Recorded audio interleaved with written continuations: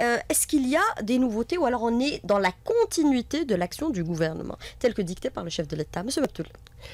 Bon, d'abord, avant de présenter le programme, comme cela a été souligné en Conseil des ministres, il faut partir de la situation actuelle.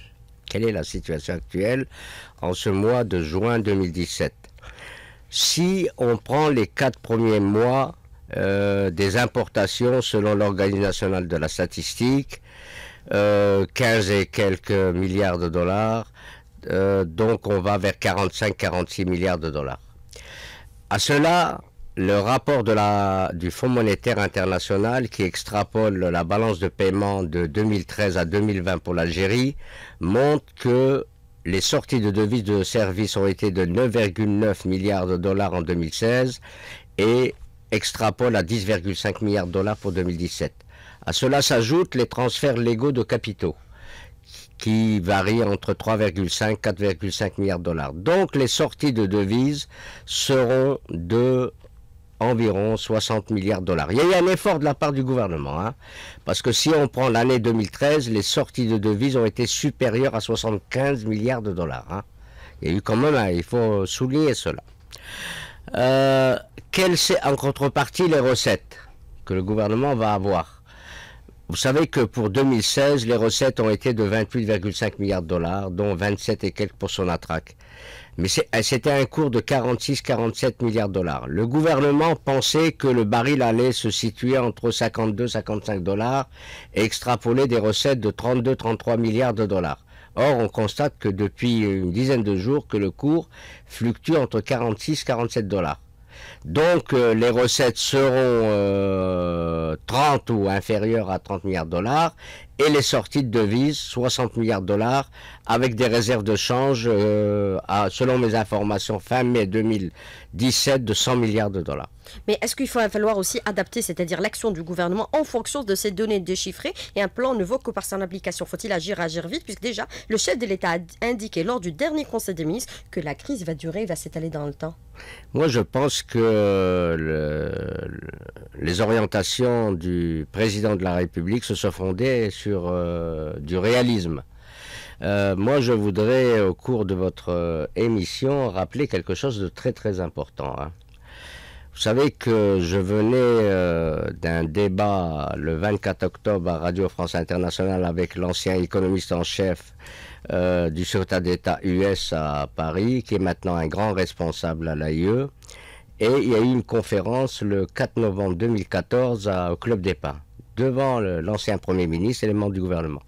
J'avais préconisé un comité de crise. La plupart des membres du gouvernement ont commencé à rire et beaucoup d'experts se sont effectivement mis à la tribune disant que le professeur Mektoul est un oiseau de mauvais augure. L'histoire malheureusement m'avait donné raison et le Conseil des ministres disait que, ce que j'avais dit d'ailleurs au Club des Pins, que le cours des hydrocarbures s'installe véritablement bas en longue durée du fait à la fois de l'introduction du pétrole et du gaz de schiste américain et des nouvelles mutations énergétiques mondiales. Bon, maintenant il faut s'adapter, que l'Algérie va s'adapter à cette situation. On revient à votre question, est-ce que ce programme va être réalisable et est-ce qu'il est différent? Pourquoi, disons, on n'a pas? C'est que je pense qu'on a versé dans un optimisme béat. On a toujours pensé que une mentalité de culture entière, que le cours allait toujours revenir à 80-90 dollars. Donc pour la première fois, on dit, oh là, il n'y aura plus de retour à 80-90 dollars, il faut aller vers un redressement de l'économie nationale. Bon, là, le programme, effectivement, on peut en discuter par la suite, se fonde sur plusieurs axes que je peux résumer en 7 actions. Et maintenant, le grand problème sera de le mettre en œuvre sur le terrain.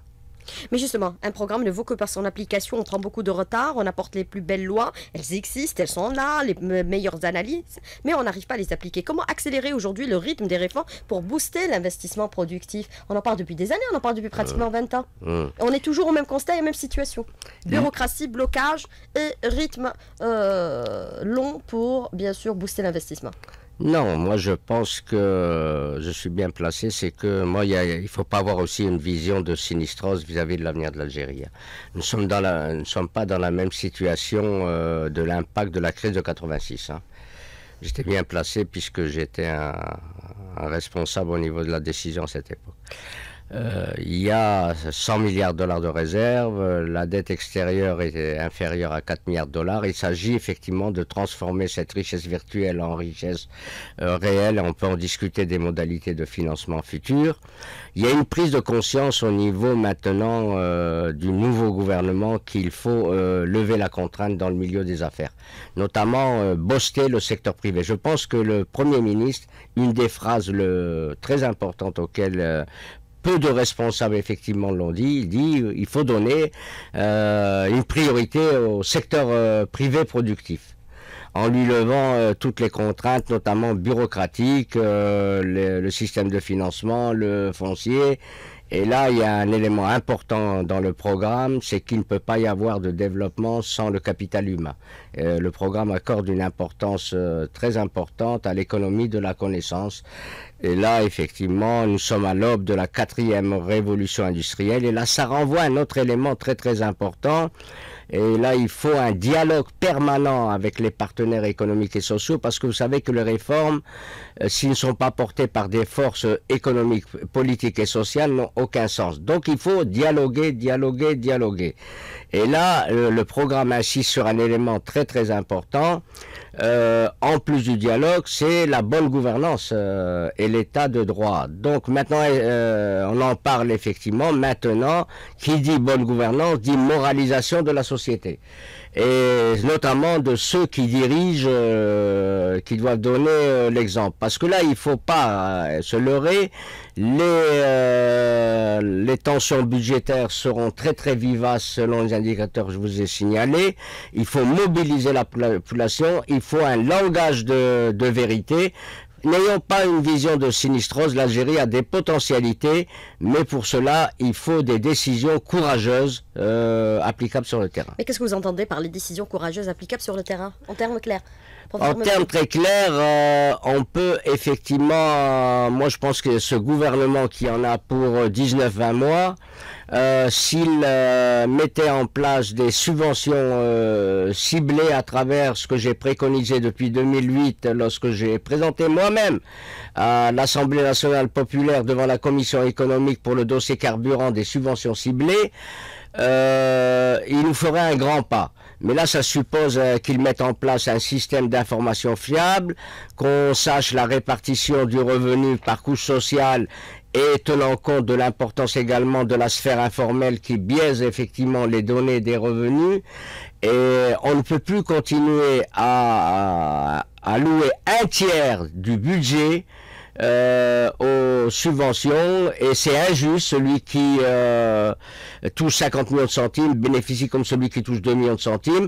Déjà, si ce gouvernement aille déjà concrètement, et l'expérience, je m'excuse, moi j'avais envoyé en 2008 en Malaisie pour les carburants et c'était très très concluant. Il y a une expérience très intéressante, c'est l'expérience iranienne. Qui progressivement, ça a mis 2-3 ans à mettre en place un système de péréquation intersocio-professionnelle et interrégionale. Mais c'est pour la première fois aussi que dans le communiqué de la présidence de la République, on parle de subventions ciblées selon l'orientation du chef de l'État. Est-ce que ça veut dire en termes clairs qu'on s'y achemine quand parallèlement on dit on ne touchera pas aux acquis sociaux des travailleurs? Est-ce qu'il n'y a pas des Algériens? Est-ce qu'il n'y a pas une sorte de contradiction entre la volonté politique et sa tradition? Au contraire, il n'y a pas de contradiction. Au contraire, lorsqu'on va vers des subventions ciblées, on renforce la cohésion sociale. Parce que ceux qui touchent 50 millions de centimes n'ont pas le droit de bénéficier de ces subventions comme ceux qui touchent 3-4 millions de centimes. L'expérience iranienne est très intéressante. Ça a permis de rayer de la liste 5 millions de riches qui bénéficiaient de subventions. Donc ce n'est pas contradictoire, au contraire, ça va vers les catégories les plus défavorisées. Alors, justement, professeur Abdelrahman Mebtoul, je corrige juste Hakim Bey, il n'y aura pas de débat, il y aura présentation ce soir. Alors, autre question que je voulais vous poser justement pour aller vers, bien sûr, ce système de subventions ciblées, il faudrait aussi avoir un bon système d'information qui soit extrêmement fiable. Il était préconisé la mise en place d'une chambre nationale de compensation lors de Abdelmalek Sellel, l'ancien Premier ministre. Est-ce qu'on a les délais de mettre en place tout ce dispositif aujourd'hui ou alors les délais sont trop courts? Non, au préalable, il faut voir ça dans une vision globale, hein. Vous savez que c'est sous ma direction, avec 20 experts, que nous avons réalisé une étude sur les actes de la relance économique de l'Algérie face à la mondialisation 2013-2020, 1080 pages, une dizaine de volumes que j'ai présentés au gouvernement. Moi, je pense que le programme que va présenter mon ami Abdelmajid Tebboune, Premier ministre, c'est une très bonne synthèse du travail que nous avons fait. Et je m'en réjouis. On a retrouvé effectivement dans tous les 5 chapitres, disons, les données que nous avons formulées pour le gouvernement en janvier 2013. Ça, c'est le premier élément. Pour revenir à votre question, les subventions ne sont qu'un des éléments. Il faut avoir une vision stratégique d'ensemble. Les subventions ciblées, comme vous l'avez souligné, supposent un système d'information très très fiable pour voir qui doit en bénéficier et qui doit ne pas en bénéficier. Et effectivement, c'est un glissement d'augmentation des revenus monétaires des couches les plus défavorisées. Bon, si on était dans une économie de marché normale, il n'y aurait pas de subvention puisque les salaires, effectivement, qui reflèteraient la productivité du travail, avec une inflation maîtrisée, on n'a pas besoin de subventions. Ils seront des salaires réels, pas subventionnés. C'est des salaires réels tenant compte de l'inflation. Mais ce n'est pas ça le grand problème, c'est-à-dire qu'il faut avoir une vision globale, c'est-à-dire que lorsqu'on fait une très grande rigueur budgétaire, vous savez qu'il y a une étude qui a été donnée à la présidence de la République en 2009, qui est une brûlante actualité, faite par Théodore Adler, qui était l'ancien vice-président de la Banque mondiale, Maghreb-Moyen-Orient, sur les infrastructures. Il a montré très très bien que les surcoûts étaient de 30-40% de certains coûts. Déjà, si on arrive à réduire les surcoûts, ça permet de ne pas parler d'austérité et de faire supporter sur les couches les plus favorisées. Lorsque vous parlez de la moralisation de la vie économique et de la bonne gouvernance, il faut s'attaquer à la corruption et aux surfacturations.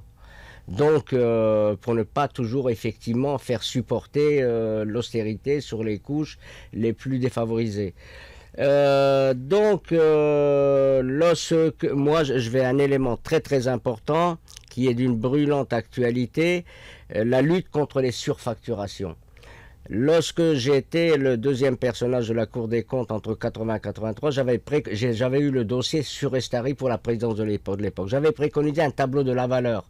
Ça veut dire qu'il reliait la douane, les banques, l'administration, les entreprises publiques et privées, le système fiscal, etc., pour voir si les produits importés répondaient aux normes internationales en termes de coût et qualité. Pourquoi on n'en a jamais tenu compte?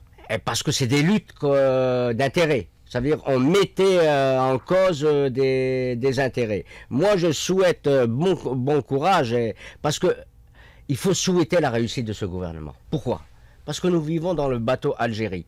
Si ce gouvernement échoue, c'est l'Algérie qui coule. C'est nos enfants qui vont en pâtir. Donc, il ne faut pas aussi avoir une vision de sinistrose. Moi, je souhaite que ce gouvernement puisse réussir. Mais là, le grand problème, c'est que si ce gouvernement met en œuvre, pour répondre directement à votre question, les réformes courageuses qui sont inscrites dans le programme, il va s'attaquer à des intérêts. Donc il faut qu'il arrive à résister et qu'il soit épaulé par des forces morales et réformistes contre les tenants de la rente. Mais la Chambre nationale de compensation, il a le délai pour le mettre en place ou pas du tout? Moi, je pense que c'est Abdelmajid Tebboune, s'il mettait en place déjà un système d'information fiable et qu'il allait progressivement, effectivement, vers la mise en place, il aura déjà réussi. Bon, l'expérience iranienne ou malaisienne a montré qu'il faut au moins 3 ans. Alors aujourd'hui, par rapport justement à ce plan d'action, vous avez préconisé cette solution selon le programme. La baisse des cours des hydrocarbures impose à l'Algérie des défis majeurs. Résumé en 7 points. Ils sont essentiels aujourd'hui. Oui. Mais est-ce qu'on a les délais de les mettre en place? Oui, moi je pense que certains, oui, et d'autres, avec le train, on pourrait les mettre en place par la suite. Parce qu'il faut voir l'Algérie à long terme, ce n'est pas les personnes qui nous intéressent, c'est le bateau Algérie. Bon, la première axe, c'est effectivement de poursuivre la politique de rationalisation budgétaire. Le deuxième élément, c'est, je voudrais m'appesantir sur les modalités de financement et notamment le programme du gouvernement a prévu des financements non conventionnels. Mais là, je mets en garde le gouvernement. Des financements non conventionnels ont été appliqués dans des pays développés où il y avait des facteurs de production et de la main-d'œuvre voisine disponibles. C'est l'injection monétaire de la Banque centrale pour relancer la machine économique. Bon, il faut payer. Moi, je l'ai dit dans votre dernière émission, il était intolérable que des gens, par exemple, dans le bâtiment de travaux publics qui avaient terminé les travaux ou des travaux en voie de réalisation, des gens n'étaient pas payés. Mais maintenant, il faut réorienter la politique économique. Le slogan, lorsque le bâtiment va, tout va, ne porte plus en 21e siècle. Ce n'est qu'un moyen, le bâtiment. On a vu l'expérience de la bulle immobilière en Espagne. Donc, attention, il faut que ça soit très très ciblé, le financement non conventionnel, sinon on va se retrouver comme le cas du Venezuela, une inflation à 2-3 chiffres qui pénalise les couches défavorisées. Mais le financement non conventionnel, c'est en termes clairs, c'est recourir à la planche à billets? Bon, c'est de l'injection monétaire, on anticipe une relance de la production. Mais ça va dévaluer encore la valeur du dinar. Qui touche un peu le fond. Non, c'est-à-dire que s'il y a une relance de la production, la valeur du dinar se maintient. Mais si demain, du fait de rigidité culturelle, on injecte de la monnaie et il n'y a pas de relance, automatiquement c'est l'inflation et le dérapage du dinar. C'est ça. Et pour le quatrième point, c'est le gouvernement entend de mettre en œuvre le modèle de croissance. Mais comme je l'ai dit souvent, un modèle de croissance n'a pas de sens s'il n'est pas porté par des forces économiques, politiques et sociales. Bon, le cinquième point, c'est de mobiliser toutes les ressources et richesses dont dispose le pays, y compris les hydrocarbures, et là que ça fait couler d'encre, conventionnels et non conventionnels. Moi, je suis très bien placé puisque c'est moi qui dirigeais avec 24 experts le dossier du pétrole et du gaz de schiste, opportunités et risques. J'avais dit que c'était une opportunité, mais qu'il fallait aussi des risques, d'éviter de polluer les nappes phréatiques. Il fallait un large consensus économique social. Moi, je pense que les techniques d'économie d'eau et de ne pas injecter par la fracturation hydraulique des produits chimiques vont être mises au point, mais pas avant 2020-2022. Mais il faudrait qu'on s'y prépare dès maintenant. Mais non, c'est-à-dire qu'on voit un peu nos potentialités. Les gens disent que l'Algérie possède la 3e réserve mondiale. Est-ce que c'est vrai ou pas? Donc déjà, de voir les possibilités, mais il faut un large consensus social et éviter de faire peur à la population. Mais moi, je suis pour un mix énergétique. Moi, je pense que l'avenir appartient aux énergies renouvelables. Donc, l'Algérie, c'est comme un bouquet que je vous offre, par exemple, en tant que dame.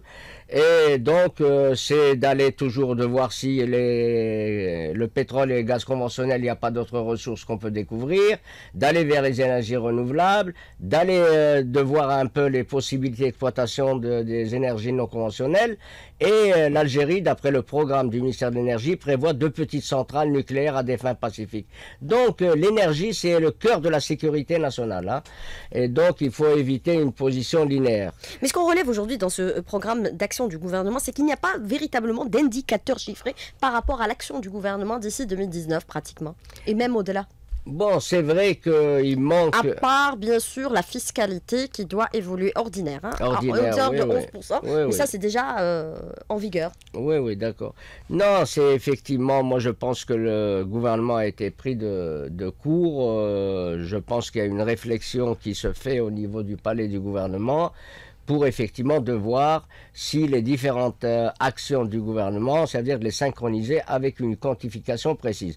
Moi, je pense que vous aurez la quantification déjà avec la loi de finances 2018, parce qu'une loi de finances donne des quantifications. Donc, on verra en fonction des indicateurs économiques que je vous ai mis au début de l'émission, les modalités quantitatives à travers la loi de finances 2018. Donc ne nous pressons pas, je pense que la loi de finances 2018 vous donnera des indications très très précises sur les modalités de financement à la fois recettes et dépenses. Mais aujourd'hui, on parle énormément de la rationalisation de la dépense, d'aller vers des importations relativement ciblées, puisqu'on constate par rapport aux 5 premiers mois de l'année en en cours, c'est que les importations en sont pratiquement au même niveau que ceux de l'année dernière. On n'a pas réussi à réguler malgré la mise en place des licences d'importation. Nous sommes toujours à un niveau de 15 milliards de dollars d'importation pour les 5 premiers mois de l'année. D'abord, je voudrais, pour vos auditeurs, dire que les licences d'importation sont contenues dans les engagements internationaux. Ils ne remettent pas en cause. Non, l'OMC dit que, par exemple, un pays, lorsqu'il a des difficultés de balance de paiement comme l'Algérie, peut aller vers des restrictions quantitatives. Contrairement à ce que se dit dans la presse, etc., disant que c'est contraire aux engagements internationaux de l'Algérie. Mais non, tout le monde va vers le non, protectionnisme. l'Algérie respectera les engagements internationaux, c'est les informations que j'ai au plus haut niveau du pouvoir. Le deuxième élément, c'est qu'il y a des importations incompressibles. Vous savez que au moment où je vous parle, 80% de la superficie économique nationale est constituée de petits commerces et services. Le secteur industriel représente 5% du produit intérieur brut. Sur ces 5%, 97% sont des PMI, PME non adaptés à la concurrence internationale. Donc le grand défi, c'est d'aller vers la dynamisation à la fois du tissu industriel. Effectivement, toutes les promesses de l'ancien ministre de l'Industrie, c'était les gens maintenant arrivent à la construction au niveau du pouvoir que c'était la majorité c'était des leurs. On nous parlait de Garage Billet, on nous parlait du phosphate, les usines de montage de voitures, on a vu un peu les débats que ça donne. Il n'y avait pas une vision stratégique de la politique industrielle et ça conduisait le pays droit au mur. Les zones industrielles aussi, vous en avez parlé. Les zones industrielles, on en a parlé, ça n'a jamais été résolu. Je pense que dans le programme du gouvernement, ils vont se concentrer sur pas les dizaines de zones industrielles qu'ils voulaient mettre en œuvre, mais sur la faisabilité de certains. Parce qu'on n'a pas effectivement de capital argent. Donc, moi, je pense que déjà, il faut corriger certaines incohérences des politiques passées pour faire des économies. Mais pourquoi on a autant de mal à appliquer tous ces programmes et toutes ces décisions concrètement sur le terrain? On est tout le temps confronté au problème de la bureaucratie, des lenteurs administratives. Non, il y a un élément important. Moi, j'ai toujours dit dans mes écrits que l'investissement dans les institutions est aussi important que l'investissement dans des projets. La ressource humaine. Voilà. Là, les institutions, il faut des institutions. Vous savez que moi, je suis un partisan farouche depuis de longues années de la régionalisation économique, à ne pas confondre avec le régionalisme. J'ai toujours préconisé, je sais, après une longue tournée que j'avais faite aux États-Unis d'Amérique, qui m'avait un peu sidéré, des grands pôles régionaux. Des pôles d'excellence qui regrouperaient à la fois les entrepreneurs publics et privés, les banques, surtout la ressource humaine, les universités, les centres de recherche, etc. Mais est-ce qu'on peut se comparer à sa première puissance mondiale? Non, mais les pôles régionaux, c'est possible. Déjà, c'était programmé dans le programme de Missoum Sbeh, lorsque le chef de l'État lui avait confié la réforme de l'État. Moi, je pense qu'il faut revenir à l'excellent rapport de Missoum Sbeh qui a été remis au chef de l'État en 2002. Il prévoyait ces pôles régionaux. L'Algérie, c'est un grand pays. Donc, il faut les initiatives l'éloigner de la connotation locales, politique. C'est-à-dire qu'il faut laisser, effectivement, et là, ça suppose aussi, comme le mentionne le programme du gouvernement, toute une réflexion sur la refonte des finances locales. Et je voudrais mettre en garde que la décentralisation ne signifie pas la création de wilaya. C'est autre chose. C'est-à-dire que l'espace économique ne se confond pas avec l'espace juridique. Donc attention, c'est pas en créant des entités bureaucratiques nouvelles qu'on va vers une décentralisation. On peut aller vers une déconcentration, qui n'est pas synonyme de la décentralisation réelle. Alors, une question d'un auditeur qui vous dit aujourd'hui, pourquoi aujourd'hui ces grands projets ne sont pas portés par des experts qu'on sollicite et qu'on intègre de telle sorte est-ce qu'ils puissent porter bien sûr tous ces programmes, c'est-à-dire les compétences, qu'elles soient nationales ou internationales, les véritables compétences?